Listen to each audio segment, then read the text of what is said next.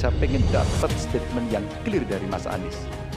Apa pendapat Mas Anies ketika kemudian Indonesia sentris itu ingin dibangun, mimpi besar anak bangsa sejak presiden sebelumnya ingin dibangun untuk memindahkan ibu kota dari Jakarta ke IKN.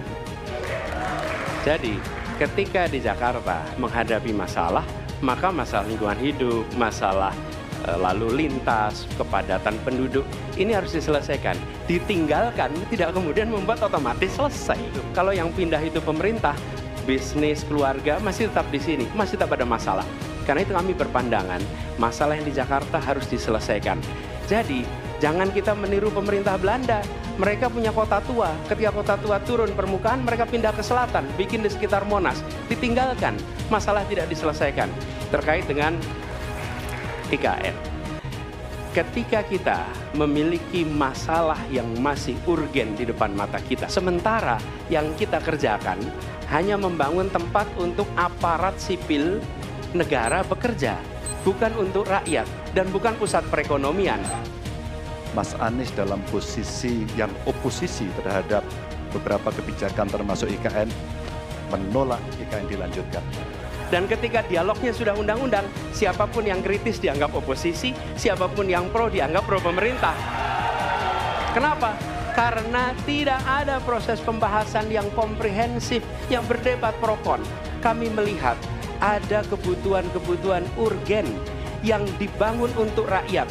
Kalau hari ini kita belum bisa menyiapkan pupuk lengkap, tapi pada saat yang sama kita membangun sebuah istana untuk presiden, di mana landasannya?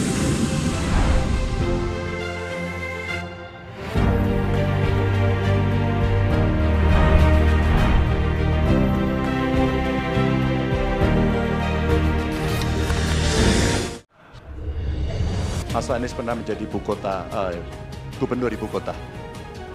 Dan hari ini menjadi isu publik, saya barusan dari IKN. Mas Anies, dengan berbagai kondisi yang ada di Jakarta, traffic jam, orang bermigrasi, bagaimana polusi yang terjadi, saya pengen dapat statement yang clear dari Mas Anies. Apa pendapat Mas Anies ketika kemudian Indonesia sentris itu ingin dibangun, mimpi besar anak bangsa sejak presiden sebelumnya ingin dibangun untuk memindahkan ibu kota dari Jakarta ke IKN. Silakan. Baik, waktunya masih ada, Bapak? Cukup? Baik, terima kasih. Kemudian kami silakan cawapres nomor urut 1 untuk memberikan jawaban selama 2 menit, dimulai dari sekarang. Kalau ada masalah jangan ditinggalkan, diselesaikan. Itu filosofi nomor 1. Jadi, ketika di Jakarta menghadapi masalah, maka masalah lingkungan hidup, masalah lalu lintas, kepadatan penduduk, ini harus diselesaikan. Ditinggalkan tidak kemudian membuat otomatis selesai. Justru ini yang harus dibereskan. Kalau kami melihat, begitu kita bicara lalu lintas, kontribusi aparat sipil negara di dalam kemacetan itu hanya 4-7%. Jadi nggak akan mengurangi kemacetan di sini. Yang kedua, soal lingkungan hidup. Kalau yang pindah itu pemerintah, bisnis, keluarga masih tetap di sini, masih tetap ada masalah. Karena itu kami berpandangan, masalah yang di Jakarta harus diselesaikan dengan transportasi umum yang dibangun. Kemudian yang kedua, menambah taman yang dibangun, transportasi umum berbasis elektrik. Dan itu semua dikerjakan untuk membuat Jakarta menjadi kota yang nyaman, aman, kota yang membuat kita bisa hidup dengan sehat. Itu terkait dengan Jakarta. Jadi, jangan kita meniru pemerintah Belanda. Mereka punya kota tua, ketika kota tua turun permukaan, mereka pindah ke selatan, bikin di sekitar Monas. Ditinggalkan, masalah tidak diselesaikan. Kita harus menghadapi masalah dengan menyelesaikan. Lalu yang kedua, terkait dengan IKN.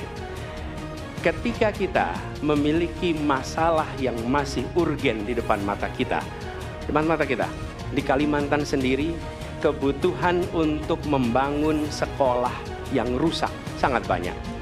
Membangun kereta api atau jalur tol antar kota di Kalimantan itu urgen. Yang merasakan dari uang itu siapa? Rakyat. Sementara yang kita kerjakan hanya membangun tempat untuk aparat sipil negara bekerja, bukan untuk rakyat dan bukan pusat perekonomian.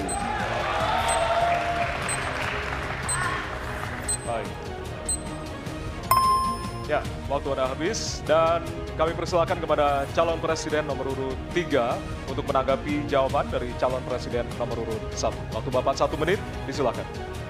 Apakah boleh saya simpulkan kalau begitu Mas Anies dalam posisi yang oposisi terhadap beberapa kebijakan termasuk IKN menolak IKN dilanjutkan? Terima kasih.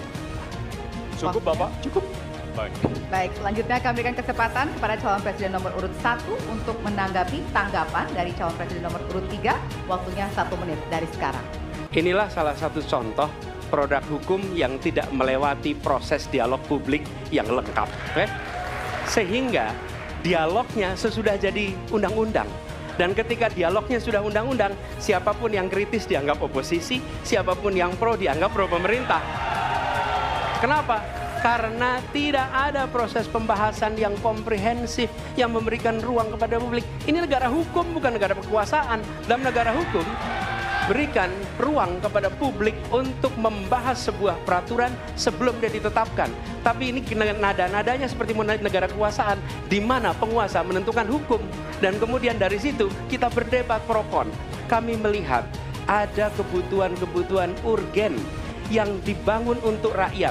Kalau hari ini kita belum bisa menyiapkan pupuk lengkap, tapi pada saat yang sama kita membangun sebuah istana untuk presiden, di mana rasa keadilan kita? Oke? Waktunya sudah habis. Ya, dan kami masih ada 1 segmen lagi. Untuk itu kami persilakan kepada bapak-bapak untuk kembali ke tempat duduk masing-masing.